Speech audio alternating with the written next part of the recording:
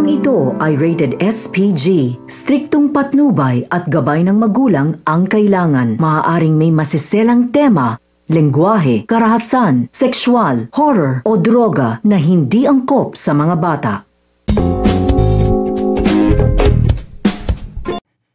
Ngayong episode, magkagulo na dito sa restaurant nitong si Francis dahil may binabayaran itong si Vanna ng mga customers upang makiguro doon dahil madreklamo dahil wala pa talaga mga serve na mga pagkain. Kaya naman, galunggulo na talaga itong si Francis. Ano gagawin niya? Buti na lang to the rescue itong si Tata. At nandun mismo sa restaurant tayo tinulungan ni Tata itong si Francis para ihain na kanyang special menu na lapas patjoy na with boko. Kaya naman, tuwang-tuwa na itong si Francis dahil sa kabaitan itong si Tata. At dito na nga, biglang darating itong si Venice at makita mismo sa kanyang dalawang mata na super sweet talaga itong si Francis dito kay Tata. Kaya para natin dahil makagulo naman itong dalawa. Kaya don't forget to subscribe for more updates mga kapuso mo.